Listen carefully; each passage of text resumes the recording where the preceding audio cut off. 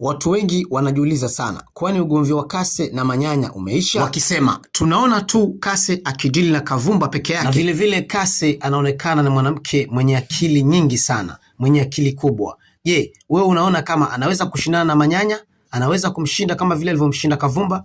Weka katika comment section. Movie hii nilianza kuifuatilia kutoka episode 1 mpaka sasa hivi. Mimi naona kabisa huyu Case ataanza kumsumbua Manyanya pale tu Violet atakapotaka msaada kwa Case na watazidi kuisumbua ndoa tu ya Mati na Manyanya watakapofunga. Huu ni mtazamo wangu tu, lakini si kwamba ndo hivyo, ni mtazamo wangu tu. Wewe mtazamo wako unasemaje?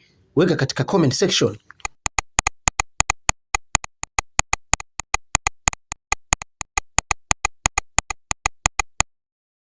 Unafikiria nini katika familia hii ya kina Violet? Violet ameachwa pamoja na bibia midfielder Kisheti, ambapo sasa mamake mzazi anataka kurudi kijijini kwao. Akawauliza, nafikiri unafahamu kwamba je, ni nani ambaye kwamba atafuatana na mimi? Tazama episode ya 135 katika channel ya Asma. Kiwa Manyanya aliamua kumpa talaka na kumwacha Vai na akaamua kumachia mali.